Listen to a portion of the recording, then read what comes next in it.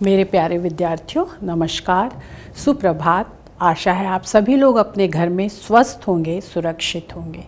और आज मैं पुनः गुरुदेव रवीन्द्रनाथ टैगोर द्वारा रचित तोता कहानी का तृतीय खंड पढ़ाने जा रही हूँ। जैसा कि मैंने आपको बताया है कि तोता कहानी को मैंने 4 खंडों में विभाजित किया है, जिसमें मैं प्रथम और द्वितीय खंड पढ़ा चुकी हूँ। आज मैं आपको तृतीय खंड पढ़ाने जा रही हूँ। ये श्री गुरुदेव रवीन्द्रनाथ टैगोर का छाया चित्र है और ये उनकी तोता कहानी। अब हम पुनः उनके संक्षिप्त जीवन परिचय पर आएंगे, क्योंकि यह जीवन परिचय आपकी परीक्षा में 3 से 4 नंबर का पूछा जाता है। तो हम इसका बार बार पुनर्अभ्यास करा देते हैं, जिससे कि आप परीक्षा में इसको अच्छी तरह से लिख सको। जीवन परिचय, जो कि उनके जीवन का आदर्श वाक्य था और जो उन्होंने अपने शांति निकेतन के प्रवेश द्वार पर लिख रखा था कि यत्र विश्वम भवेत एक नीड़म, जहाँ पर सारा संसार जो है वो एक घर के समान हो जाता है। नीड़ मतलब घोंसला होता है। तो जैसे पक्षी एक एक तिनका करके घोंसला का निर्माण करता है और फिर उसमें वह सुख और आनंद से रहता है, वैसे ही ये सारा विश्व एक घर और परिवार के समान है। यहाँ पर हम लोगों को आपस में मिलजुल करके रहना चाहिए। अब जैसा कि नाम रवीन्द्रनाथ टैगोर, गुरुदेव, इनको महात्मा गांधी ने उपाधि दी थी और गुरुदेव रवीन्द्रनाथ टैगोर ने राष्ट्रपिता गांधी जी को महात्मा की उपाधि दी थी। इस तरह से दोनों ने एक दूसरे के प्रति अपना सम्मान प्रकट किया था। इनका जन्म 7 मई 1861 ईस्वी में, जन्म स्थान कोलकाता की जोड़ा साको ठाकुरबाड़ी और पिता का नाम श्री देवेंद्रनाथ ठाकुर, माता का नाम श्रीमती शारदा बाई और प्रारंभिक शिक्षा इनकी सेंट जेवियर स्कूल में हुई थी। प्रमुख रचना इनकी गीतांजलि है, जिस पर इन्हें 1913 ईस्वी में साहित्य का नोबेल पुरस्कार प्राप्त हुआ था। और पुरस्कार, नोबेल पुरस्कार, उपलब्धियां, बहुमुखी प्रतिभा के धनी थे, देशभक्त थे ही वो, शिक्षाविद, दार्शनिक, कवि तथा महान चित्रकार थे। और इन सब बहुमुखी प्रतिभा की उनकी उद्भावना शांति निकेतन में स्पष्ट रूप से दिखाई देती है, जो बाद में चल के विश्व भारती विश्वविद्यालय के नाम से प्रख्यात है। और इनकी मृत्यु 7 अगस्त 1941 ईस्वी में हुई। इनकी भाषा सहज है, स्वाभाविक है, प्रवाहपूर्ण है, उसमें एक निरंतरता है, सततता है और प्रभावशाली है, असरदार है। और शैली इनकी प्रतीकात्मक है, विवेचनात्मक है, आत्मकथात्मक है और परिचयात्मक है। शैली, जैसा कि हम पिछली कक्षाओं में भी आपको बता चुके हैं कि एक पद्धति होती है, एक प्रकार होता है, जिसके माध्यम से साहित्यकार अपने कथ्य को व्यवस्थित, क्रमबद्ध और प्रभावशाली बनाता है। और आपको पता ही होगा कि गुरुदेव रवीन्द्रनाथ टैगोर का अंग्रेजी भाषा, हिंदी और बांग्ला भाषा पर अगाध अधिकार था। तो इन्होंने अपनी गीतांजलि बांग्ला भाषा में लिखी थी, लेकिन जब उसका अंग्रेजी भाषा में अनुवाद हुआ तब उन्हें साहित्य का नोबेल पुरस्कार प्राप्त हुआ। और ये जो तोता कहानी है, ये 1924 ईस्वी में लिखी गई है और इसमें वर्तमान शिक्षा व्यवस्था को आधार बना करके उस शिक्षा व्यवस्था पर व्यंग किया गया है कि किस तरह से यह शिक्षा व्यवस्था बाल केंद्रित ना होकर के, बाल मनोविज्ञान पर आधारित ना होकर के व्यवस्था को अधिक महत्व देती है और अनौपचारिक शिक्षा के अलावा औपचारिक शिक्षा के बंधन में बांध करके बालक के व्यक्तित्व का सर्वांगीण विकास होने से वंचित रखती है। तो इसी को आधार बना करके इन्होंने, गुरुदेव रवीन्द्रनाथ टैगोर ने अपनी तोता कहानी की रचना की। और जैसा कि कहानी मैं आपको बता चुकी हूँ, साहित्य की 2 प्रकार हैं, गद्य और पद्य। गद्य के बहुत सी विधाएं हैं, जैसे कहानी है, उपन्यास है, नाटक है, रेखा चित्र है, रिपोर्टाज है, आदि आदि, है ना। इसके पहले जो हमने आपको निष्ठा मूर्ति कस्तूरबा पाठ पढ़ाया था वो संस्मरणात्मक निबंध था। उसके पहले जो गिल्लू पढ़ाया था वह रेखा चित्र था। और ये तोता जो है वो ये एक कहानी विधा है, जिससे कि 6 तत्व होते हैं और जिसमें शीर्षक और अंत जो होता है वो बहुत ही कलात्मक होता है, साहित्यिक तत्वों से युक्त होता है।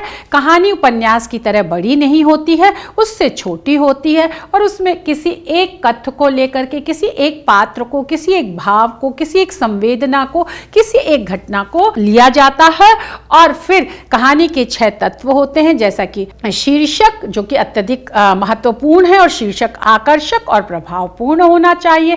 फिर होता है विषय वस्तु या कथोपकथन होता है, फिर पात्र या चरित्र चित्रण होता है, फिर देश काल या घटना होती है, फिर संवाद होते हैं और अंत में, सबसे अंत में उद्देश्य आता है। तो तोता कहानी इन्हीं सब तथ्यों को समेट करके लिखी गई है।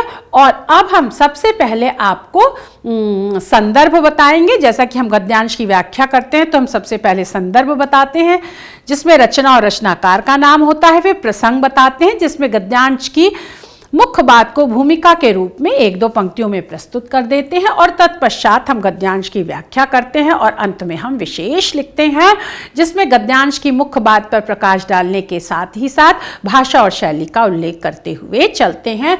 तो संदर्भ अब हम बता रहे हैं कि प्रस्तुत गद्यांश हमारी पाठ्य पुस्तक हिंदी के गद्य खंड में संकलित पाठ तोता शीर्षक से लिया गया है और इसके लेखक रविंद्रनाथ टैगोर जी हैं। अब प्रसंग, प्रस्तुत गद्यांश में लेखकों ने आलोचकों की अधिकता और महत्ता पर प्रकाश डाला है। अब हम पहले गद्यांश पढ़ेंगे। संसार में और अभाव तो अनेक हैं पर निंदकों की कोई कमी नहीं है। एक ढूंढो तो 1000 मिलते हैं। वे बोले पिंजड़े की तो उन्नति हो रही है पर तोते की खोज खबर लेने वाला कोई नहीं है। बात राजा के कानों में पड़ी। उन्होंने भांजे को बुलाया और कहा, क्यों भांजे साहब, यह कैसी बात सुनाई पड़ रही है? भांजे ने कहा, महाराज अगर सच सच बात सुनना चाहते हो तो सुनारों को बुलाइए, पंडितों को बुलाइए, नकल नवीसों को बुलाइए, मरम्मत करने वालों को और मरम्मत की देखभाल करने वालों को बुलाइए। निंदकों को हलवे माड़े में हिस्सा नहीं मिलता, इसलिए वे ऐसी ओछी बात करते हैं। जवाब सुनकर राजा ने पूरे मामले को भली भांति और साफ साफ तौर से समझ लिया। भांजे के गले में तत्काल सोने के हार पहनाए गए। अब हम गद्यांश की व्याख्या पर आते हैं। लेखक यहाँ पर कह रहा है कि संसार में, इस दुनिया में बहुत सारी कमियां हैं। कोई शारीरिक रूप से अस्वस्थ है, कोई धनी नहीं है, किसी के पास धन की कमी है, किसी के पास विद्या की कमी है, किसी के पास ज्ञान की कमी है, किसी के पास परिवार की कमी है। दुनिया में, लेखक का कहने का तात्पर्य है कि इस दुनिया में आकर कोई भी व्यक्ति परिपूर्ण नहीं है, कोई ना कोई कमी हर व्यक्ति के पास होती ही है। पर निंदकों की कोई कमी नहीं है। लेकिन इससे भी ज्यादा दुनिया में अगर कोई है तो निंदक और आलोचक हैं। और कमियां तो हैं लेकिन होती हुई भी वह कम है। लेकिन निंदकों की इस दुनिया में कोई कमी नहीं है। अभाव मतलब कमी। एक ढूंढो, अगर एक बुराई करने वाला ढूंढने जाओ, खोजने जाओ तो आपको हजारों बुराई करने वाले मिल जाते हैं। जैसा कि कहा भी गया है इसीलिए कि निंदा को एक रस माना गया है और निंदा करने में जो आनंद आता है वो आनंद और कोई बात करने में नहीं आता है। तो इसी भाव को जानते हुए लेखक ने ये यहाँ पर कहा है कि इस संसार में आलोचकों की, बुराई करने वालों की कोई कमी नहीं है।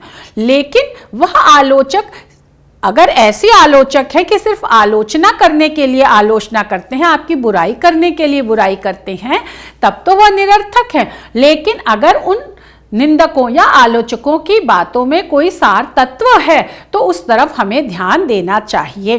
तो यहाँ पर शिक्षा व्यवस्था जब राजा, मंत्री, राजा के भांजे और निर्जीव वस्तुओं की व्यवस्था करने वाले कारीगरों के हाथ में चली गई है, परिवारवाद और वंशवाद और के बंधन में बंध गई है, तो वहां पर अगर निंदक कुछ कह रहे हैं तो वह ध्यान देने योग्य होता है। तो यहाँ पर वही लेखक ने कहा कि एक आलोचक ने कहा पिंजड़े की तो उन्नति हो रही है। शिक्षा के नाम पर जो व्यवस्था है और जो भौतिक वस्तुओं को एकत्र किया जा रहा है वह तो बहुत ही अच्छा है। उन भौतिक वस्तुओं की साज सज्जा तो बहुत ही आकर्षक है और उस व्यवस्था को देख करके तो कोई भी ये कह देगा कि शिक्षा की जो व्यवस्था है वो बहुत सुंदर है, आकर्षक है। लेकिन तोते की खोज खबर मतलब उसका हालचाल लेने वाला, तोता रूपी जो बालक है, जो विद्यार्थी है, वो शिक्षार्थी है, उसका हालचाल लेने वाला कोई नहीं है। सिर्फ विद्यालय की बाह्य साज सज्जा पर ध्यान दिया जा रहा है, उसे आकर्षक बनाया जा रहा है। लेकिन जिस शिक्षार्थी विद्यार्थी रूपी बालक को शिक्षा दी जा रही है उसकी तरफ किसी का भी ध्यान नहीं है। यहाँ पर लेखक इस बात की ओर आलोचकों के द्वारा हम सबका ध्यान आकर्षित कर रहा है। जब राजा ने यह बात सुनी कि विद्यार्थी की कोई खोज खबर नहीं ले रहा है तो उन्होंने अपने भांजे को बुलाया और कहा कि यह कैसी बात सुनाई दे रही है कि शिक्षा की व्यवस्था पर ज़्यादा ध्यान दिया जा रहा है और जिसके लिए शिक्षा की जानी चाहिए उस पर बिल्कुल ध्यान केंद्रित नहीं किया जा रहा है, उसकी रुचि का कोई भी ध्यान नहीं दिया जा रहा है।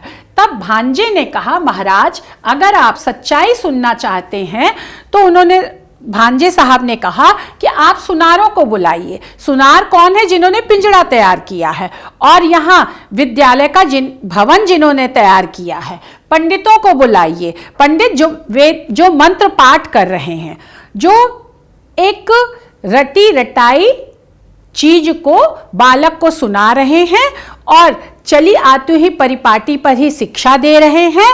उनमें कोई मौलिकता नहीं है, सृजनात्मकता नहीं है और वह कठोर अनुशासन में बालक को शिक्षा देना चाहते हैं। तो ऐसे पंडित बुलाए गए जो कर्मकांड पर ज़्यादा ध्यान केंद्रित रखते हैं और उसका जो मंत्र का सार तत्व है उसकी तरफ उनका न ध्यान जाता है और न वह सार तत्व से बालक को परिचित कराना चाहते हैं। अब नकल नवीस जो कागजातों की नकल करते हैं उनमें भी कोई मौलिकता नहीं है, कोई सृजनात्मकता नहीं है। जो पुस्तकें प्राचीन काल से चली आ रही हैं उन्हीं पुस्तकों की उन्होंने नकल कर दी।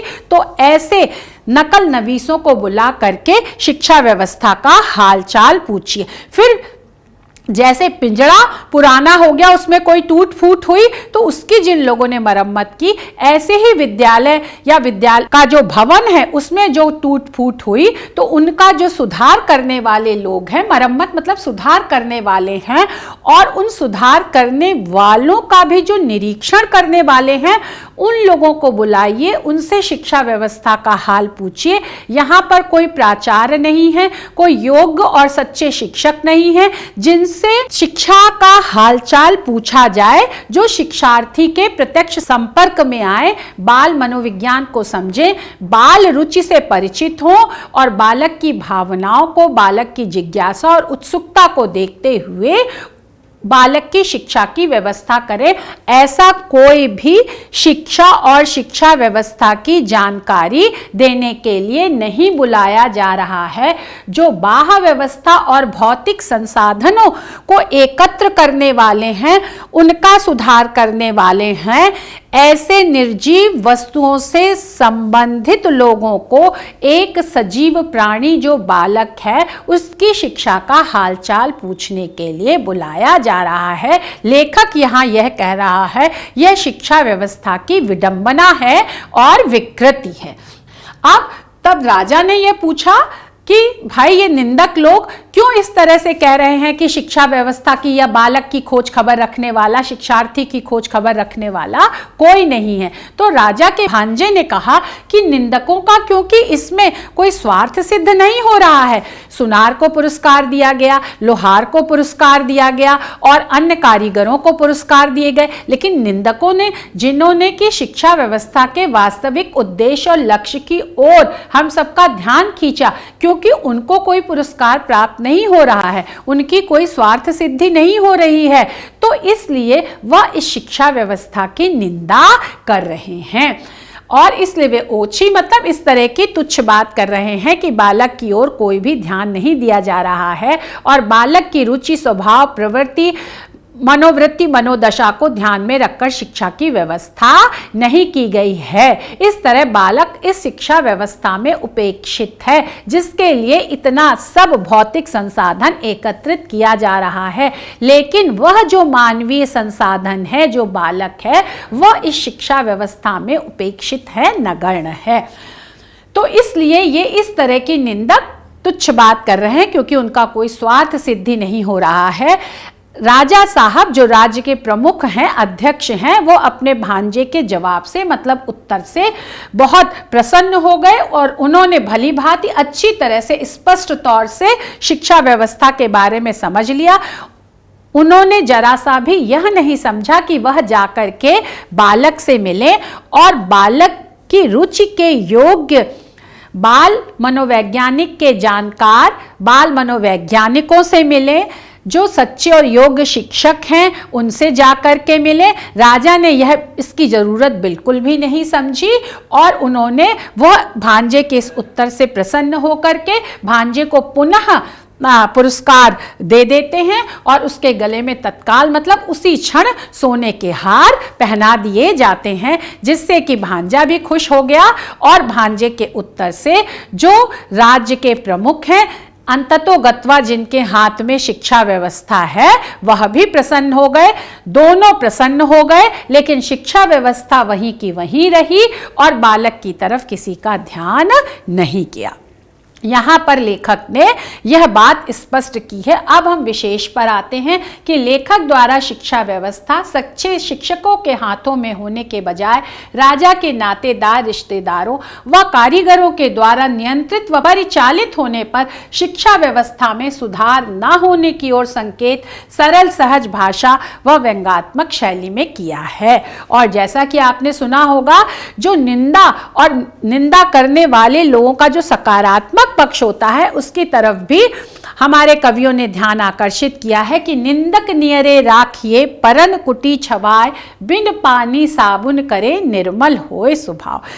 निंदकों को निंदा करने के बदले में हम कुछ देते नहीं हैं, लेकिन उनकी निंदा से अगर हम लाभान्वित होते हैं तो ये हमारे लिए बहुत ही एक सकारात्मक निंदा और निंदक का पक्ष हो जाता है। अब ये प्रश्न है, इसी प्रारूप पर आपकी परीक्षा में प्रश्न पूछे जाते हैं कि उपरोक्त गद्यांश का संदर्भ लिखिए, रेखांकित अंश की व्याख्या कीजिए। हमने पूरे अनुच्छेद की व्याख्या बता दी है, क्योंकि जो रेखांकित अंश है कोई जरूरी नहीं है वही परीक्षा में पूछे जाएं, अन्य पंक्तियों को भी रेखांकित किया जा सकता है। और जब आप व्याख्या लिखेंगे तो चारों चरण लिखेंगे, संदर्भ लिखेंगे, प्रसंग लिखेंगे, व्याख्या लिखेंगे और विशेष लिखेंगे। अब हम दूसरे गद्यांश की व्याख्या पर आते हैं, जिसमें संदर्भ वही होगा, रचना और रचनाकार का नाम। अब हम प्रसंग पढ़ रहे हैं। प्रस्तुत गद्यांश में लेखक ने राजा और उसके लाभ लश्कर द्वारा शिक्षा व्यवस्था के बाह्य दिखावटी व औपचारिकता पूर्ण निरीक्षण पर प्रकाश डाला है। अब जब कोई भी शिक्षा के लिए व्यवस्था स्थापित की जाती है, तो जो स्थापित करता है, जो इसकी व्यवस्था करता है, उसका एक तरह से ये कर्तव्य होता है कि वह बीच बीच में जाकर के शिक्षा व्यवस्था का निरीक्षण करे। अब हम गद्यांश पढ़ रहे हैं। सबसे पहले, राजा का मन हुआ कि एक बार चलकर अपनी आंखों से यह देखें कि शिक्षा कैसे धूम धड़ाके से और कैसी बगटुट तेजी के साथ चल रही है। सो एक दिन वह अपने मुसाहबों, मुँह लगों, मित्रों और मंत्रियों के साथ आप ही शिक्षाशाला में आ धमके। उनके पहुंचते ही ड्योढ़ी के पास शंख, घड़ियाल, ढोल, तासे, खुर्दक, नगाड़े, तुरहियां, भेरियां, दमामे, कासे, बांसुरियां, झाल, करताल, मृदंग, जग झंप आदि आदि आप ही आप बज उठे। पंडित गले फाड़ फाड़ कर और बूटियां फड़का फड़का कर मंत्र पाठ करने लगे। मिस्त्री, मजदूर, सुनार, नकल नवीस, देखभाल करने वाले और उन सभी के ममेरे, फुफेरे, चचेरे, मौसेरे भाई जय जयकार करने लगे। भांजा बोला, महाराज देख रहे हैं ना? महाराज ने कहा, आश्चर्य, शब्द तो कोई कम नहीं हो रहा। भांजा बोला, शब्द ही क्यों, इसके पीछे अर्थ भी कोई कम नहीं। राजा प्रसन्न होकर लौट पड़े। ड्योढ़ी को पार करके हाथी पर सवार होने ही वाले थे कि पास के झुरमुट में छिपा बैठा निंदक बोल उठा, महाराज आपने तोते को देखा भी है? राजा चौंके, बोले, अरे हाँ, यह तो मैं बिल्कुल भूल ही गया था, तोते को तो देखा ही नहीं। लौटकर पंडित से बोले, मुझे यह देखना है कि तोते को तुम पढ़ाते किस ढंग से हो। पढ़ाने का ढंग उन्हें दिखाया गया। देखकर उनकी खुशी का ठिकाना ना रहा। पढ़ाने का ढंग तोते की तुलना में इतना बड़ा था कि तोता दिखाई ही नहीं पड़ता था। राजा ने सोचा, अब तोते को देखने की जरूरत ही क्या है, उसे देखे बिना भी काम चल सकता है। राजा ने इतना तो अच्छी तरह समझ लिया कि बंदोबस्त में कहीं कोई भूल चूक नहीं है। पिंजड़े में दाना पानी तो नहीं था, थी सिर्फ शिक्षा, यानी ढेर की ढेर पोथियों के ढेर पन्ने फाड़ फाड़ कर कलम की नोक से तोते के मुंह में घुसेड़े जाते थे। गाना तो बंद हो ही गया था, चीखने चिल्लाने के लिए भी कोई गुंजाइश नहीं छोड़ी गई थी। तोते का मुंह ठसा ठस भरकर बिल्कुल बंद हो गया था। देखने वाले के रोंगटे खड़े हो जाते। अब दोबारा जब राजा हाथी पर चढ़ने लगे तो उन्होंने कान उमेठू सरदार को ताकीद कर दी कि निंदक के कान अच्छी तरह उमेट देना। अब ये बच्चों हमने गद्यांश पढ़ा, अब हम इसकी व्याख्या पर आते हैं कि राजा के मन में एक बार ये इच्छा हुई कि अपनी आंखों से देखे, मतलब जाकर प्रत्यक्ष रूप से शिक्षा व्यवस्था का निरीक्षण करें, क्योंकि जो राज्य का प्रमुख है और जिसने शिक्षा व्यवस्था के लिए अपने भांजे को नियुक्त कर रखा है मंत्री की सलाह पर, तो बीच बीच में उसका ये नैतिक और मौलिक कर्तव्य हो जाता है। साथ ही साथ शिक्षा व्यवस्था का ये एक अनिवार्य अंग भी है कि शिक्षा व्यवस्था का जाकर निरीक्षण किया जाए, देखभाल की जाए, जिससे उसकी अच्छाइयाँ और कमियाँ सबके सामने उजागर हो। जो अच्छाइयाँ हैं उनको बढ़ावा दिया जाए और जो कमियाँ हैं उनको दूर करने का प्रयत्न किया जाए। तो इसी के तहत राजा साहब जो है वो शिक्षा का निरीक्षण करने चले कि शिक्षा कैसे धूम धड़ाके से, मतलब शोरगुल से, उत्साह से, प्रचार प्रसार के साथ जो है, और कैसी बगटुट मतलब तेज रफ्तार से, सरपट आगे तेजी से, तीव्रता के साथ चल रही है। क्योंकि शिक्षा के नाम पर, शिक्षा व्यवस्था पर बहुत धन खर्च किया गया है। इतने सारे अधिकारी और कर्मचारी नियुक्त किए गए हैं, इतने सारे कारीगर बुलाए गए हैं, इतनी सारे पुस्तकों का ढेर लगाया गया है। जो मंत्र पाठ करने वाले पंडित हैं, जो चली आती हुई परिपाटी की शिक्षा व्यवस्था के हिमायती हैं, उन्हें नियुक्त किया गया है। तो अब देखा भी तो जाए कि जब इतनी व्यवस्था की गई है तो अत्यधिक तीव्र गति से, सरपट गति से शिक्षा व्यवस्था बढ़नी चाहिए। सो अतः एक दिन वह अपने मुसाहबों, मतलब चापलूसों, मुहलक, जो थोड़े ढीठ टाइप के लोग होते हैं, जो राजा के निकट, बहुत निकट हो जाते हैं, समीप हो जाते हैं, और मित्र जो उनके दोस्त थे, राजा के दोस्त तो राजा ही होंगे, तो उतने ही उच्च स्तर के लोग शिक्षा का निरीक्षण करने के लिए चले और मंत्रियों के साथ। बालक को जो शिक्षा देने वाले शिक्षक हैं, प्राचार्य हैं, अध्यापक हैं, वो सब कोई भी शिक्षा का निरीक्षण करने के लिए राजा के साथ नहीं आ रहे हैं।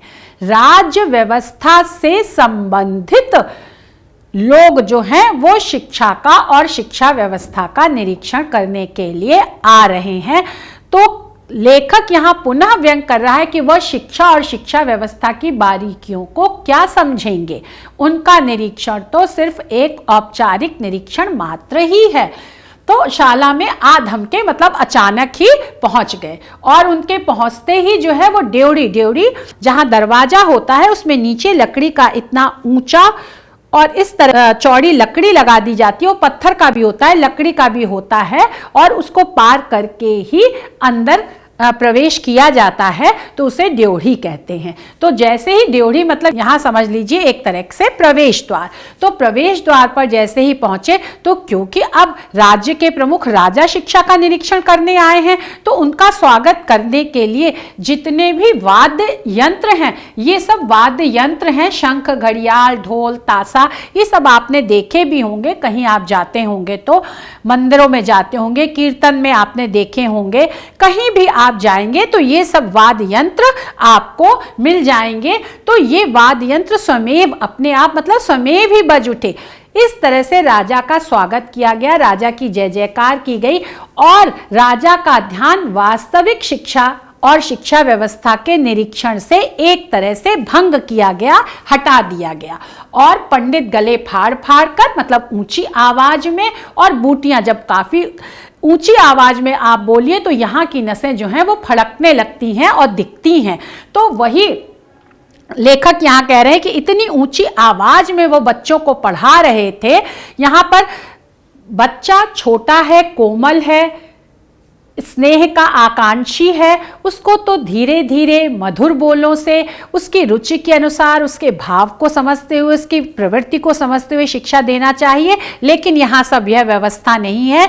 यहाँ पर सिर्फ राजा को प्रभावित करने के लिए प्रदर्शनकारी शिक्षा व्यवस्था है, लेखक यहाँ पर कह रहा है। और इस तरह से यह सारे, चाहे पंडित हो और चाहे ये वाद्य यंत्र हो, इन सब ने अपनी ऊंची आवाज के द्वारा और वाद्य यंत्रों ने अपनी मधुर ध्वनि के द्वारा राजा को प्रभावित कर लिया। और राजा जी ये समझ गए कि शिक्षा व्यवस्था बहुत अच्छी चल रही है।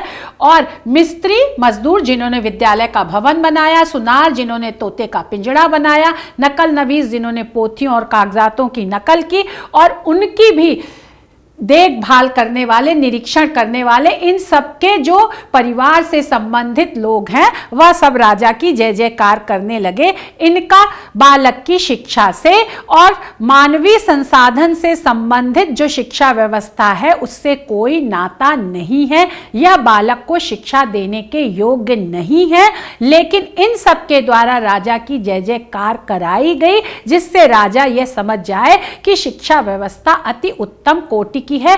इसमें कहीं भी जो शिक्षा का मूल लक्ष्य, केंद्र बिंदु बालक और उसको वास्तविक शिक्षा देने वाले, उसकी सर्जना का, मेधा का, प्रतिभा का विकास करने वाले लोगों का कहीं भी कोई उल्लेख नहीं है और उनकी कोई भूमिका नहीं है। लेखक ने यहाँ पर यह बताया है और इस तरह से शिक्षा व्यवस्था पर व्यंग भी किया है।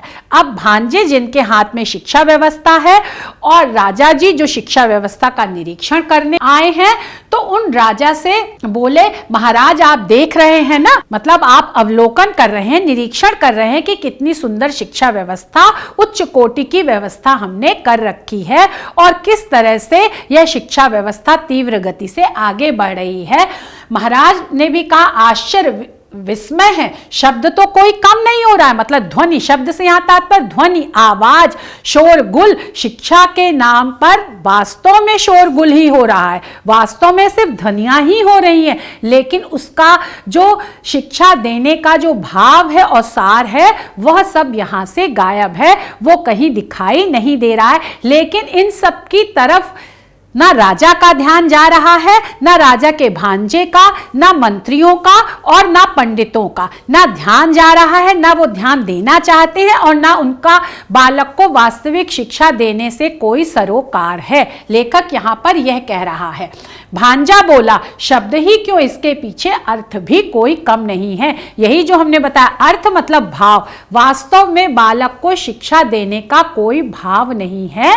शिक्षा के नाम पर धन का अपव्यय करना, शिक्षा के नाम पर प्रचार प्रसार करना, शिक्षा के नाम पर प्रदर्शन करना, शिक्षा के नाम पर दिखावा करना ही शिक्षा व्यवस्था का उद्देश्य मात्र रह गया है। लेखक ने बड़े ही सुंदर और लाक्षणिक शब्दों में यहाँ पर हम सब लोगों को यह बताया है। राजा बड़े खुश हो गए कि जब इतनी सुंदर व्यवस्था है तो निश्चय ही राजा प्रसन्न हो जाएंगे, खुश हो जाएंगे, क्योंकि उन्होंने खुद अपने भांजे को इसके लिए नियुक्त किया है और भांजे ने सारी सुंदर शिक्षा व्यवस्था उनके सामने प्रस्तुत कर दी है। और ड्योढ़ी को वही प्रवेश द्वार को पार करके जैसे ही राजा हाथी पर सवार होने वाले थे, बैठने वाले थे, तो झुरमुट मतलब घनी झाड़ियों के पीछे बैठे हुए निंदक ने कहा, महाराज आपने तोते को देखा भी, उस बालक को देखा जिसके लिए इतना तामझाम किया जा रहा है, जिसके लिए शिक्षा व्यवस्था स्थापित की जा रही है। क्या आप उस बालक से मिले कि वह इस शिक्षा व्यवस्था से संतुष्ट है,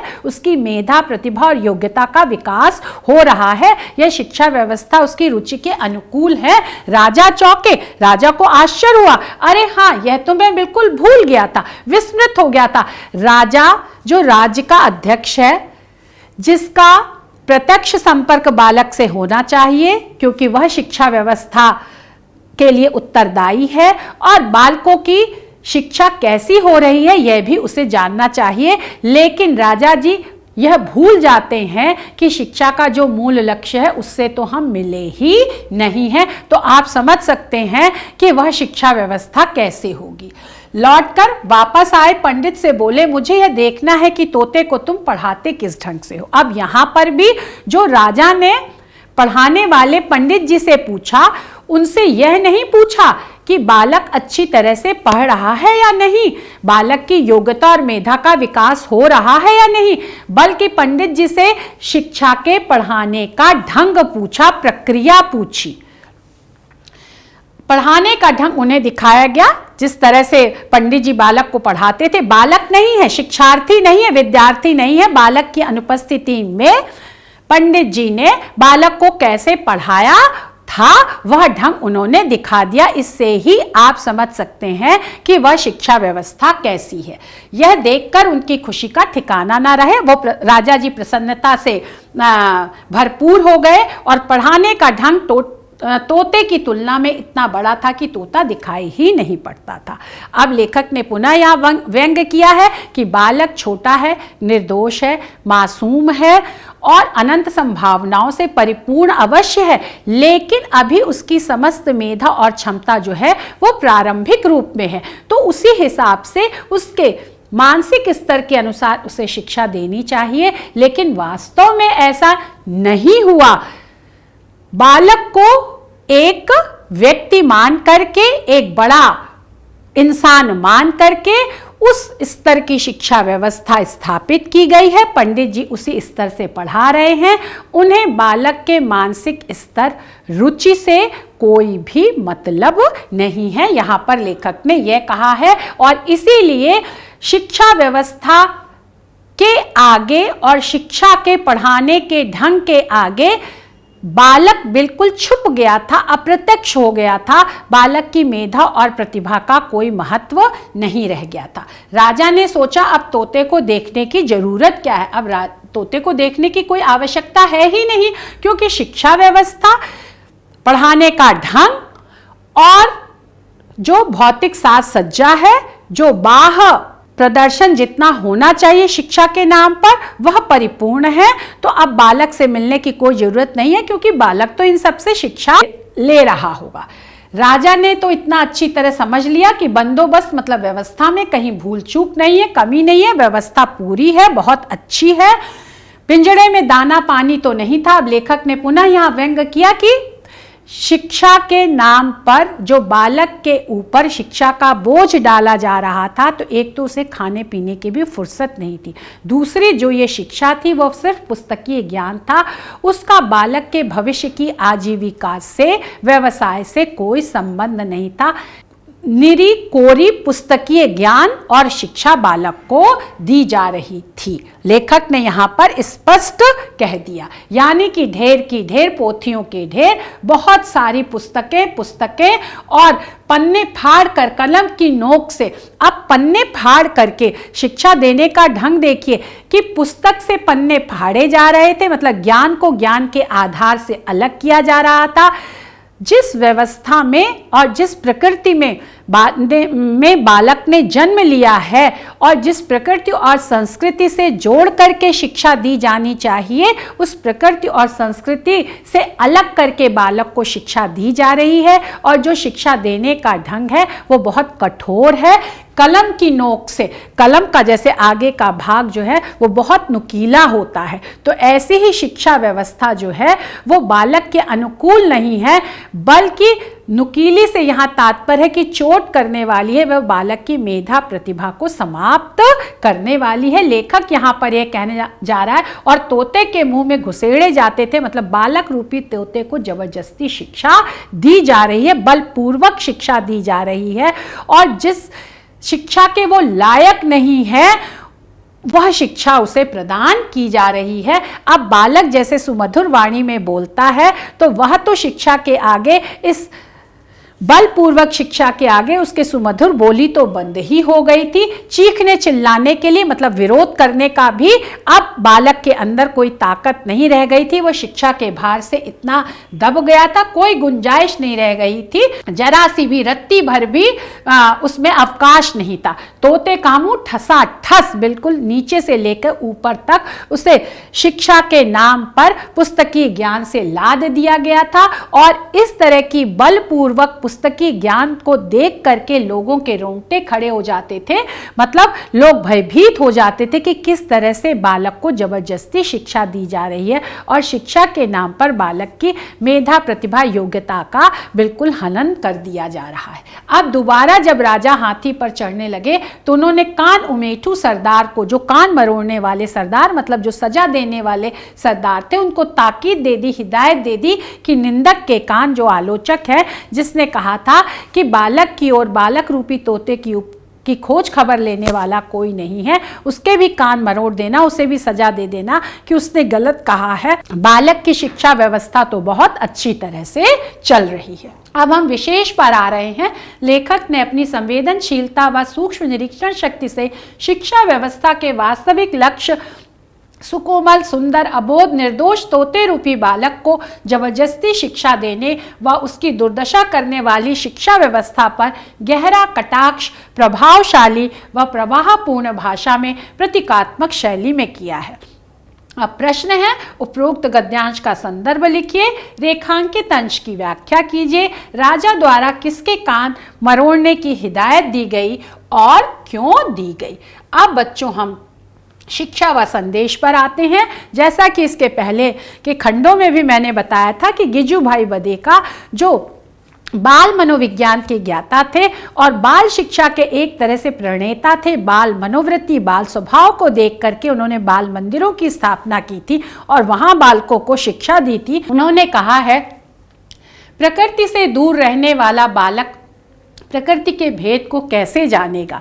जगमगाती चांदनी, कल कल बहती नदी, खेत की मिट्टी, बाड़ी के घर, टेकरी, टेकरी मतलब एक चबूतरा होता है, के कंकर, खुली हवा और आसमान के रंग, ये सब वे उपहार हैं जो बालक को प्रकृति से प्राप्त हुए हैं। बालक को जी भर प्रकृति का आनंद लूटने दीजिए, उसे प्राकृतिक वातावरण में शिक्षा दीजिए, प्रकृति से ही शिक्षा लेने की हिदायत दीजिए और प्रकृति के सौंदर्य का आनंद लेने दीजिए, तभी वह अपनी मेधा, बुद्धि, क्षमता और योग्यता का विकास कर पाएगा। बंधन युक्त औपचारिक शिक्षा से बालक के व्यक्तित्व का सर्वांगीण विकास नहीं हो सकता है। धन्यवाद, नमस्कार। आशा है आपको यह पाठ समझ में आ गया होगा। जो समस्या हो आप समझिएगा।